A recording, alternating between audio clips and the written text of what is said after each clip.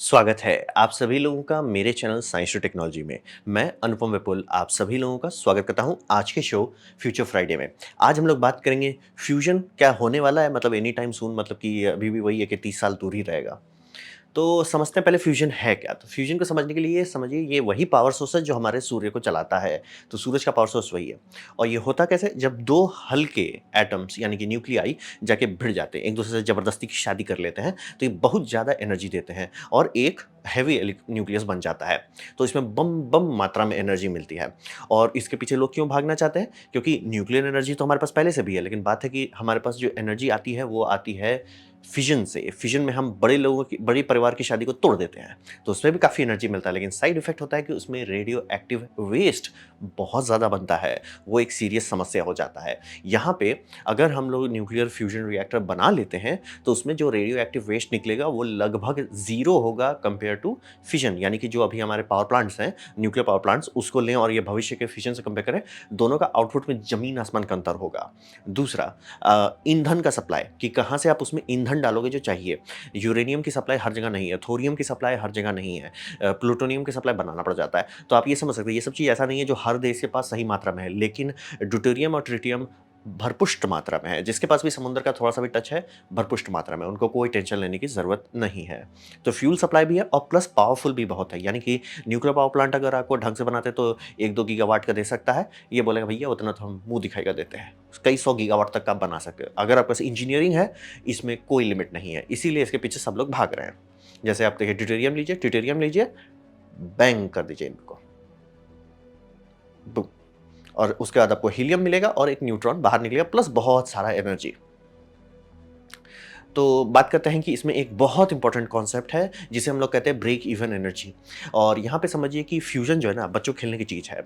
और पहली बार बूम हम लोग किए थे 1952 से। बात ये समझिए कि फ्यूजन को अचीव करने में सबसे बड़ा दिक्कत ये होता है कि उसको ट्रिगर करना बहुत तिगड़म वाला चीज़ है। तो उसको ट्रिगर करने के लिए ए बॉम्ब यूज़ किया जाता था, यानी कि हम लोग फिजन इस्तेमाल करते थे ताकि इसे इग्नाइट कर सके। ये पहली बार किया गया था 1952 में। तो पहले बार जब बूम किए थे तो 1952 से हुआ था। और जो मैं बोलता हूँ ना एक बच्चों को खेलने की चीज़ है, ये अभी दुनिया का वर्ल्ड रिकॉर्ड है। 12 साल का लौंडा पकड़ के रखा हुआ है। ये मतलब आप फ्यूजन बना सकते हो और एक्चुअल फ्यूजन हो रहा है इसमें। तो बोलेंगे भैया तो प्रॉब्लम सॉल्व, काम खत्म। मतलब जब बच्चे बना के बैठो, और ये मतलब अभी का है, इससे पहले 14 साल का था, बच्चे लोग बनाते हैं खेलने कूदने की चीज़ें, कोई टेंशन वाली बात नहीं है। तो बात है कि समस्या सॉल्व नहीं, ये एनर्जी नेगेटिव डिवाइस है। यानी घुमा फिरा के देखें, ये फैंसी इलेक्ट्रिक हीटर है।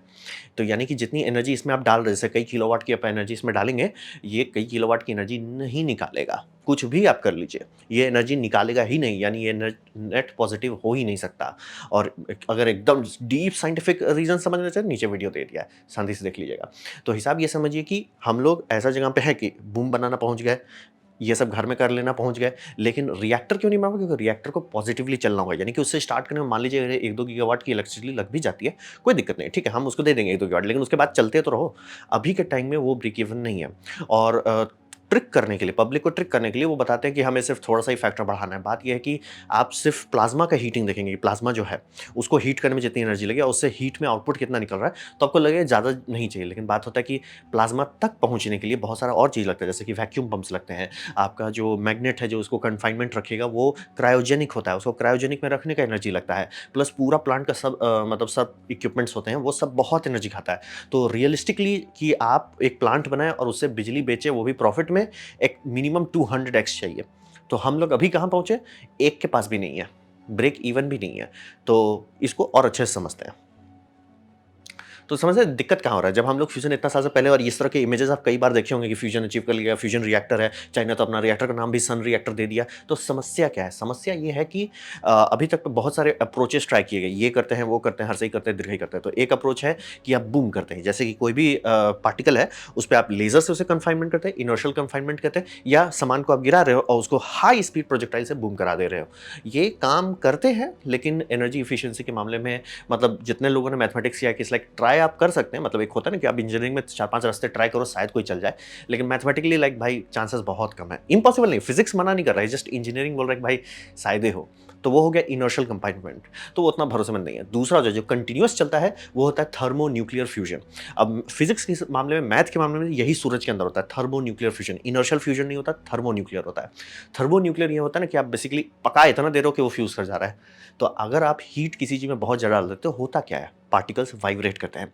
फ्यूजन का मतलब क्या होता है, आप दो पार्टिकल को भिड़ा के शादी करा दे रहे हो, वो दो पार्टिकल भिड़ेंगे कैसे, अगर आप बहुत ज़्यादा हीट करते हो। इसलिए ऊट पटांग नंबर आपको सुनने को मिलता होगा, 25 million degree Celsius, 100 million degree Celsius, 25 million degree Celsius से लेकर 700 मिलियन डिग्री सेल्सियस तक ऊट पटांग नंबर आप सुनने को मिलता होगा। कारण वही है कि अगर आप किसी प्लाज्मा मीडियम का टेम्परेचर पागल जैसा बढ़ा देते हैं, तो वो जबरदस्ती का भिड़ ही जाएगा। मतलब जितनी बार होगा कोलिजन मिस ही करता है, लेकिन अगर टेम्परेचर बढ़ाते बढ़ाते बढ़ाते बहुत बढ़ा देते हैं, वो भिड़ के फ्यूज करना शुरू कर देगा। और इसे यही समझिए, फ्यूजन बाय कोलिजन होगा कि पार्टिकल्स भिड़ने लगेंगे क्योंकि टेम्परेचर इतना ज़्यादा है कि ये काम होगा।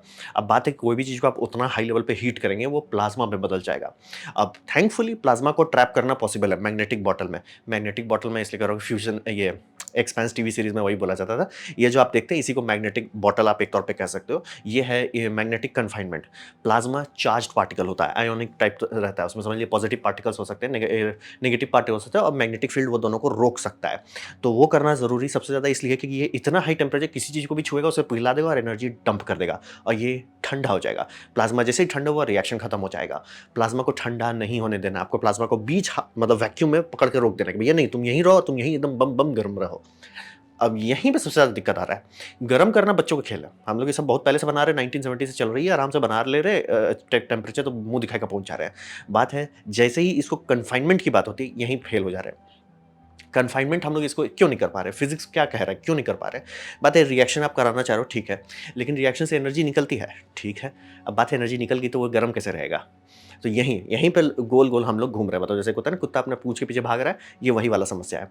तो और आप ये समझिए कि रिएक्शन सही से हो भी जाए, जो कि हो रहा है ये सब में, एक्चुअल फ्यूजन हम लोग अचीव कर लिए हैं, लेकिन उससे बहुत सारा पार्टिकल्स निकलता है जो चार्ज नहीं होता, यानी कि मैग्नेटिक बॉटल के बाहर निकल जाता है। प्लाज्मा ठंडा होने लगता है। ठंडा जैसे ही होता है, उसमें फ्यूजन कंटिन्यू नहीं होता, और हम लोग चाहते हैं कि इसमें एक बार फ्यूजन डालें, एक बार एनर्जी से स्टार्ट करें, फिर ये इतना गर्म हो जाए कि खुद ब खुद चलाते रहे। जैसे आपका गाड़ी का इंजन स्टार्ट होता है, जब स्टार्टर मोटर चलता है, पहले तो आप बैटरी से एनर्जी डालते हो ना, बाद में जब घूमने लगता है, फिर फ्यूल खाते-खाते वो अपना चलते रहता है। हम लोग यहाँ वही चाह रहे हैं कि भैया एक बार स्टार्ट कर देते हैं, फिर फ्यूल डालते रहेंगे और ये अपना चलता रहेगा। और जिसे कि रन अवे रिएक्शन करना चाहते हैं, वो हो ही नहीं पा रहा है इसमें। ये 1-2 सेकंड में ही बोल जा रहा है। ब बेस्ट रिकॉर्ड है कि 50 सेकंड चला लिए, 2 मिनट चले। हम लोग चाह रहे हैं कि भैया ये सालों साल चले, दशकों दशक चले, और ये कुछ सेकंड में बोल जा रहे हैं। तो ऐसा इसलिए हो रहा है कि बहुत सारा रिएक्शन का पार्टिकल हो रहा है जो चार्ज नहीं है, यानी कि उसे ट्रैप नहीं किया जाता। ट्रैप नहीं कर सकते तो कौन-कौन चीज़ें, जैसे कि न्यूट्रॉन हो गया और फोटॉन्स हो गया, और ये जैसे ही बाहर निकलता है, ये सब में भी एनर्जी होता है, ये जैसे ही बाहर निकलता है ठंडा कर देता है। अब आप बोलोगे क्यों ना इसका कॉन्संट्रेशन बढ़ा दिया जाए? कॉन्संट्रेशन बढ़ाएंगे, निकलने का रेट बढ़ जाएगा और जल्दी ठंडा होने लगेगा। धीमा कर देंगे, वो उतना गर्म होगा ही नहीं कि फ्यूजन आप अचीव कर पाएँ। तो इस सब के बीच में बैलेंस करने में ही भूल जाते हैं। इसीलिए ऐसा भी नहीं कि आप चाहो बहुत बड़ा बना दो काम सॉल्व हो जाएगा, या बहुत छोटा बना दो तो भी सॉल्व हो जाएगा। एकदम सब चीज़ को बैलेंस करना है, और वो बैलेंस किसी को नहीं पता, किसी को नहीं पता। इसीलिए ये सब रिएक्टर कभी काम नहीं करता है, किसी को नहीं पता कैसे बनाते हैं। और इसमें एक और फिजिक्स का इफेक्ट होता है कि जब भी आप रिएक्टर बनाते हो, तो उसमें जब भी कोई चीज़ एक दूसरे के आसपास जा रहा है, वो डायरेक्शन चेंज करेगा। आप उसे घुमा रहे हो, ठीक है, एनर्जी मतलब अपने आप को ठंडा करने के लिए कोशिश करें, एक डायरेक्शन में सब चीज़ घूम रहा है, भड़ भड़ एकदम फुल स्पीड में घूम रहा है। लेकिन आप सोचोगे कि मतलब आप मैथमेटिकली पेपर में ड्रॉ करो तो होगा कि पार्टिकल ऐसे भिड़ेगा। अब रियल लाइफ में पार्टिकल कभी ऐसे नहीं भिड़ना चाहता, वो चाहता है टुई मार जाता है। अब बात है, वो जैसे ड्रिफ्ट मारता है, वो एक फोटोन रिलीज कर देता है, और वो फोटोन बहुत हाई एनर्जी का है, यानी कि वो एक्सरे और गामा रेस लेवल तक का फोटॉन्स चला जाता है। ये आपको जो दिख रहा है, ये बहुत लो लेवल फोटॉन्स है। एक्चुअली जो फोटोनिक एनर्जी निकल रही है, वो दिख भी नहीं रहा, वो एक्सरे में है। तो बात है कि वो इतना एनर्जी निकाल जाए, मतलब आप समझ सकते हैं एक्सरे बनाने में कितनी एनर्जी लगती है। तो यहाँ पे भी मतलब जो भी पार्टिकल्स ऐसे डंप कर रहे हैं अपनी एनर्जी, वो कितना एनर्जी बाहर फेंक दे रहे होंगे। अब आइडियली आप चाहोगे कि वहाँ और पार्टिकल्स हो जो उस फोटोन को एब्जॉर्ब कर ले, और फिर मतलब समझ रहे, सूप के अंदर ही गर्मी रहे। यही नहीं हो पा रहा है। हमारा सूप से गर्मी बाहर निकल जा रहा है, और सूप इतना गर्म कभी नहीं हो रहा कि कंटिन्यूअसली आप उसमें फ्यूल डालते रहो, वो जलता रहे। यहीं पे हम लोग गोल गोल घूम जा रहे हैं। क्यों हो रहा है ऐसा चीज़, ये प्लीज़ मत पूछिएगा, ये किसी को नहीं पता। अगर किसी को पता होता वो सॉल्व कर चुका होता। तो ये समस्या फिजिक्स के लेवल पे हो रहा है। और हमें ये समझिए, एक और बात भी है कि अगर आप सोचोगे कि न्यूट्रॉन बाहर नहीं निकलता तो अच्छा रहता, नहीं मतलब बहुत अच्छा होता है, नहीं, न्यूट्रॉन बाहर निकालना भी है आपको। बोलेंगे ऐसा क्यों, न्यूट्रॉन क्यों निकालना चाह रहे हैं, ठंडा हो जा रहा है उससे। बात है, न्यूट्रॉन से ही आपको मेन एनर्जी मिलेगी। और दूसरी बात, ड्यूटेरियम और ट्रिटियम में ड्यूटेरियम खूब है समुद्र के पानी में, ट्रिटियम नहीं है। क्यों? ट्रिटियम का हाफ लाइफ बहुत कम होता है, यानी कि कहीं 10-12 साल का हाफ लाइफ होता है। यानी कि अगर ट्रिटियम होगा भी तो वो 12 साल के अंदर स्वाहा हो जाएगा, आधा हो जाएगा। तो ट्रिटियम आपके घड़ी समय मिलता है, जिसमें मतलब glow in the dark continuously वो मिलता है। तो बात है ट्रिटियम बनाएंगे कहाँ से? तो ट्रिटियम बनाने के लिए आपको लिथियम का ब्लैंकेट डालना पड़ेगा रिएक्टर के अंदर वाले साइड में, और वो जैसे न्यूट्रॉन से बम्बार्ड होगा वो मतलब समझिए इसे ब्रीडिंग रिएक्टर करना कहेंगे, और ब्रीड करके आपको ट्रिटियम दे देगा। तो अब आपको उसके लिए भी सरप्लस एनर्जी बनाना है। इसीलिए मैं बोल रहा था कि जो आपको प्लाज्मा टू प्लाज्मा नंबर बता दिया जाता है कि मैंने प्लाज्मा में 1 यूनिट एनर्जी डाली और 2 यूनिट की एनर्जी निकल गई, हमारा प्रॉब्लम सॉल्व नहीं सर। आप जैसे ही उसमें ये मैथमेटिक्स डालिएगा कि ब्रीडर रिएक्टर को चलाने के लिए, तो कि जो लिथियम ब्लैंकेट है वो अगले फ्यूल साइकिल के लिए आपको ईंधन दे, उसमें इतनी एनर्जी लग जाएगी कि भैया नहीं, आपको ये चाहिए कि यहाँ 1 यूनिट डालें, एटलीस्ट 200 यूनिट के आसपास ये बाहर निकाले, तब उससे जो ब्रीडिंग रिएक्शन होगा, उससे जो कूल डाउन हो रहा है उसमें भी आपको दिक्कत नहीं है। प्लस इससे जो हीट निकल रहा है उसे आप कलेक्ट करोगे। कोई भी हीट इंजन 100% एफिशिएंट नहीं होता, बहुत खुशकिस्मत रहे तो 50 या 60% आप छू पाएंगे, तो उतना तो वहीं आधा हो गया। प्लस ये तो आपको, आप भले प्लाज्मा का हीट अच्छे से कैलकुलेट कर रहे हो, लेकिन इसमें जो मैग्नेट्स लगे उसकी भी तो एनर्जी आपको देखनी है। फिर उसमें जो टर्बो पंप लगा रहता है, जो इसको वैक्यूम रखता है, एब्सोल्यूट वैक्यूम, उसको भी काफ़ी एनर्जी चाहिए। कंट्रोल इक्विपमेंट, कूलिंग इक्विपमेंट, बहुत सारे इक्विपमेंट, सब इक्विपमेंट्स लगता है, वो सबका एनर्जी होना चाहिए, तभी ना ये सिस्टम चल पाएगा। तो यही है मेन प्रॉब्लम कि हम लोग गर्मी बहुत आसानी से अचीव कर ले रहे हैं, फ्यूजन भी बहुत आसानी से अचीव कर ले रहे हैं, बस बात है उसे रोक नहीं पा रहे कि भैया तुम फ्यूज होते रहो, ये नहीं हो रहा है। सूप बना ले रहे, बस सूप पे हम लोग चाह रहे मटेरियल डालते रहो, सूप अपने आप बनता रहे, वो नहीं हो रहा है। सूप बार बार ठंडा हो जा रहा है। ठंडा क्यों हो रहा है? कि भैया फोटॉन्स निकल जा रहा है, फोटॉन्स को रोकना पॉसिबल नहीं है। न्यूट्रॉन निकल जा रहे हैं, वो चाहते हैं क्योंकि एंड में वही गर्मी देगा, वही आपका मतलब मेन रिएक्टर चलाएगा, लेकिन घूम फिर के सब देखिए तो हम लोग बस यहीं फेल हो जा रहे हैं। कन्फाइनमेंट हमारा अच्छा नहीं है थर्मोन्यूक्लियर के केस में। और इनर्शियल के केस में मतलब अगर आप देखेंगे साइंस पेपर में होता है कि हम लेजर मारेंगे, ऐसे पार्टिकल है जो मतलब जिसको आप फ्यूज करना चाहते हैं, ऐसे कोलैप्स करेगा, बम बम, मतलब छोटा सा गोल है कोलैप्स करेगा, बम बम। मैथ किया, सब चीज़ क्या सही है, रियल वर्ल्ड में करते हैं बे, लिटरली आप उसका ग्राफ देखिए दिमाग उड़ जाएगा। मैंने इसीलिए बोला नीचे वीडियो देखिए, एक्चुअल फिजिसिस्ट एक्सप्लेन कर रहा है एक चीज़ की, मैथ करते तो ऐसा आता है, रियल लाइफ में करते, इसीलिए वो फ्यूजन अचीव ही नहीं कर पाता। यहाँ पे भी वही है कि ड्रॉ की इंजीनियरिंग मैथ पे ये सब चीज़ करेंगे, ऐसा जगह भैया ठंडा हो गया प्लाज्मा सर, क्यों ठंडा हो गया? अरे हो गया सर जी, ठंडा हो गया, कोई लेना देना नहीं, वो ठंडा हो गया, आप चिल मारो। तो ये प्रॉब्लम है। तो अब बात करते हैं कुछ कुछ मैजिकल वर्ड आजकल कुछ ज़्यादा सुने। मैं पिछले 4 साल से यूट्यूब बना रहा हूँ, मैं थक गया हूँ इतने मैजिकल चीज़ सुन सुन के कि एआई इसमें मैजिक कर देगा, इसमें कोई ब्रेक थ्रू मैजिक हो जाएगा। अब बात है, मान लीजिए कि पहली बात वो लोग सीधा झूठ नहीं बोल रहे हैं, जो कि आप हैरान हो जाएंगे कितने लोग मुंह खोल के झूठ बोलते हैं। मान लीजिए वो लोग झूठ नहीं बोल रहे हैं, मान लीजिए कल को ये कुछ हो जाता है कि कुछ एआई मैजिक लग जाता है या मैजिकल ब्रेक थ्रू हो जाता है, जिससे हम लोग ये एक्चुअली कर पाते हैं, एक्चुअल फ्यूजन रिएक्टर बना पाते हैं जो प्लाज्मा बना लेता है और प्लाज्मा सेल्फ कंटिन्यूअसली सस्टेन रहता है, यानी कि वो चल रहा है बम, कोई दिक्कत नहीं, बढ़िया। अब उसके बाद एक दूसरा समस्या शुरू होगा। ये समस्या, ये बहुत ज़्यादा कॉम्प्लेक्स टेक्नोलॉजी है, तभी तो इतना टाइम लग रहा है। ये टेक्नोलॉजी बहुत कॉम्प्लेक्स है, यानी कि इसमें क्रायोजेनिक से लेकर न्यूक्लियर फिजिक्स दोनों तक का है अंडरस्टैंडिंग चाहिए। इसका असर क्या पड़ेगा? इसका असर सीधा एक्सपर्टीज जो है, यानी जो लोग इसके लायक काबिल हैं वो बहुत कम है इस दुनिया में। मतलब आप गिन सकते हो, यानी एक यूनिवर्सिटी में रख सकते हो, इतने कम लोग हैं इसको जो ठीक से चला सकते हैं। तो उनकी कीमत बहुत ज़्यादा होती है। मतलब उनका भी तो आपको खर्चा निकालना है ना, आपको सिर्फ बिजली बेच देना है, उससे काम नहीं चलेगा। आपको उनका प्लांट में जो लोग लगेंगे, उनकी जो पीएचडी उनको लगेगी, उसका भी तो पैसा आपको देना है, वो बहुत एक्सपेंसिव है। और प्लस ये इतना रेयर टेक्नोलॉजी है, मतलब हर मामले से जोड़ के, कि कुछ ही कंट्री इसको अफोर्ड कर पाएगी। जैसे कि अभी आप देखिए, कहने को सब कंट्री में कॉलेज है, सब कंट्री में 200 कंट्री जो है उसमें से मेजॉरिटी सब में आपके पास कॉलेज है जहाँ पे ये पढ़ाया जाता है, आईएसए यानी इंस्ट्रक्शन सेट आर्किटेक्चर। कितनी कंट्री है जिनके पास अपना खुद का बनाया हुआ है? किसी के पास नहीं है, इक्का दुक्का छोड़ के। चाइना भी कोशिश कर रहा है, इंडिया भी कोशिश कर रहा है, तो हिसाब वही समझ लिए कि वो इतना महंगा चीज़ हो जाता है कि कहने को सब कर सकते हैं बट कोई कर नहीं पाता। वही बात इसमें भी होगा कि अगर मान लिया कल को ये मैजिक से हो भी जाए, एआई मैजिक हो जाए, मैजिकल ब्रेक थ्रू हो जाए, तो भी ये नहीं हो पा रहा है क्योंकि ये बहुत ज़्यादा महंगा होगा, टाइम भी बहुत खाएगा। तो हिसाब वही समझिए कि बहुत कम ही देश इसको बिल्ड कर पाएंगे, मेंटेन कर पाएंगे, उसका इस्तेमाल कर पाएंगे। और इसके एंड में आता है जो इकोनॉमिक्स, जो कि अगर मान लीजिए कोई देश है, जैसे चाहे वो फ्रांस हो जाए, चाहे वो यूके हो जाए, या आपका यूएसए हो जाए, ये लोग अगर अफोर्ड कर भी सकते हैं तो भी नहीं करेंगे। क्यों? क्योंकि इससे ज़्यादा कॉस्ट इफेक्टिव आपका सोलर और विंड हो चुका है ना, और जियो थर्मल डाल दिया तो आपका बेस लोड का भी समस्या खत्म हो जाता है। ये बात समझना बेहद ज़रूरी है कि अभी जैसे मैं बोलता हूँ हर जगह लोग सोलर क्यों लगा रहे हैं, क्योंकि कोल से ज़्यादा सस्ता पड़ने लगा है इंडिया के केस में। तो लोग वही लगाते हैं कि भैया लोग को प्रॉफिट चले ना देना। आप कह रहे हो ऐसा चीज़ की जो हाँ बल्ले बल्ले है लेकिन हमें बर्बाद कर देगा, कोई क्यों करेगा उसको? तो ये सीरियस बात है कि अगर मान लीजिए कल को फ्यूजन, आप मान लीजिए आज जो पेपर पढ़ रहे हैं या कल पेपर पढ़ रहे हैं वो सच है और सही में आने वाले 10 साल के बाद वो सही में हो जाता है, तो भी दूसरा समस्या आ जाएगा। और यही कारण से हर जगह हम लोग फ्यूजन पावर प्लांट्स भी नहीं लगा ले रहे, क्योंकि सब कोई कहते हैं फ्यूजन कर लो। बात वही है, फ्रांस उतना high level paying job afford कर सकता है, इंडिया नहीं कर पाएगा। तो हिसाब वही रहता है। और प्लस सोलर सस्ता है, आप सस्ता चीज़ क्यों ना करोगे, महंगा क्यों करोगे? पैसा ऐसे ही नहीं है, आप सस्ता चीज़ तो करोगे नहीं, आप महंगा चीज़ के सपने देखोगे। तो बात वही रहता है। तो अब यहाँ पे सबसे खतरनाक बात करते हैं, पैसा और समय दोनों हमारे पास बहुत कम हो रहा है, क्योंकि ये समझिए कि हमारा एनर्जी रिक्वायरमेंट ऊपर जा रहा है। और एनर्जी रिक्वायरमेंट सबका हो, क्योंकि आप गरीबी से बाहर निकल गए, आप ऐसी जगह पे हो कि आप एसी में रह रहे हो, एकदम बढ़िया से वेल लिट रूम में रह रहे हो, आप चलोगे कि लोगों को कम करना चाहिए। सर आप जिस लाइफस्टाइल में आज रह रहे हो, दूसरे भी उस लाइफस्टाइल में आएंगे। जो लोग गरीबी से ऊपर आ रहे हैं वो भी एक्सपेक्ट करेंगे कि हम एयर कंडीशन में रहें, वो भी कहेंगे कि भैया हमें ढंग से लाइफ में रहना है, जहाँ हमें शावर से नहाना है, तो उनका भी एनर्जी रिक्वायरमेंट भागेगा। तो हिसाब ये हो रहा है कि हमारा जो CO2 फुटप्रिंट है वो बढ़ते चला जा रहा है।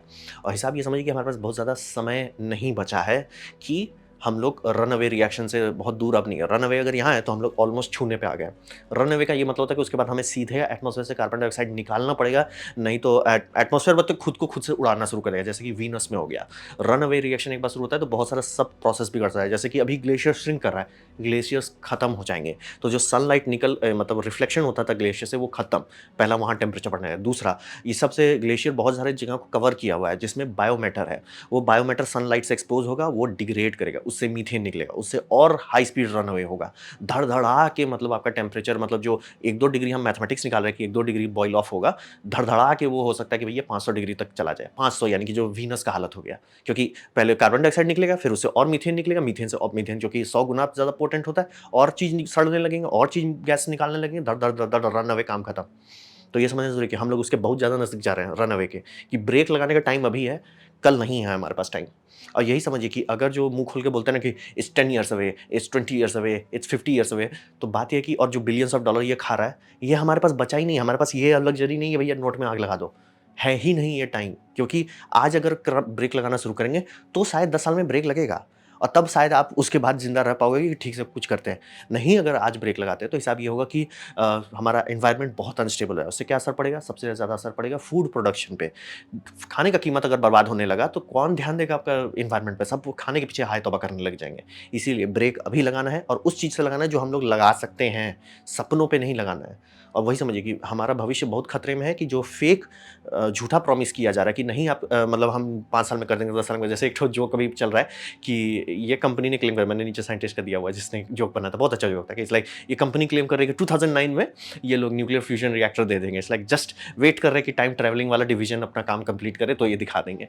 तो बात वही समझिए, क्लेम कर देने का कर देते हैं। बात होता है लेकिन उस क्लेम पे पैसा जा रहा है, उस पे टाइम जा रहा है। वो सारे पैसे और टाइम अगर किसी वैसे चीज़ पे लगा दें जो है, जो हम लोग बना चुके हैं, जो आज ब्रेक लगा दें ना, तो हम लोग बचेंगे कल के लिए। अगर आज ब्रेक नहीं लगा और कल का इंतज़ार करते रह गए, कल ब्रेक का कोई फ़ायदा होगा भी नहीं। तो ये समझना बहुत ज़रूरी है कि हमारे पास टाइम और पैसा दोनों कम होते जा रहा है। तो बर्बादी करना अब अफ़ोर्डेबल नहीं है। इसीलिए फ्यूज़न से मेरा उतना मतलब मन उठ चुका है। जितना उस पे रिसर्च करता हूँ उतना समझ में आता है कि तो सिर्फ़ हवा महल है। ये बोल दे रहे हैं, वो बोल दे रहे हैं, हल्ला कर दे रहे हैं, झिंगा-लल्ला कर दे रहे हैं। भैया हकीकत दिखाइए। नहीं सर जी, वो तो है ही नहीं सर, वो तो है ही नहीं सर। बेयरली ब्रेक इवन हो रहा है 0.2 का, और 0.45 हो भी जाए तो भी शायद ही कुछ काम हो। एमआईटी क्लेम कर रहा है कि वो ऐसा रिएक्टर डिज़ाइन कर सकता है जो इतना कम एनर्जी पे चले कि 0.4 पे 0.4 नहीं मतलब 4x पे काम कर सके। बट अगेन क्लेम है, ऐसे क्लेम तो पहले से भी सुनते आ रहे हैं। तो बात वही हो जाती है। तो ये था मेरा प्रेजेंटेशन फ्यूजन कब होने वाला है। तो उम्मीद करता हूँ आपको अच्छा लगा हो, कुछ सीखने मिला हो, कुछ समझ में आया हो। अगर ऐसा है लाइक कर दें, दोस्तों शेयर कर दें, उससे मेरा काफ़ी भला होगा। नहीं अच्छा लगा, नहीं पसंद आया, कोई बात नहीं, आप डिसलाइक दबा सकते हैं। मैं कहूँगी डिसलाइक 2 बार दबाएँ, उससे मुझे पता चलेगा कितना नापसंद हुआ है। मैं आपसे कहूँगी कमेंट लिखें, मैं हर कमेंट को पढ़ने की कोशिश करता हूँ। आपसे कहूँगा सब्सक्राइब कीजिए, बेल दबाइए अगर आप फ्री हैं तो। आप मेरा वीडियो देखा जान के मुझे बहुत खुशी हुई। धन्यवाद।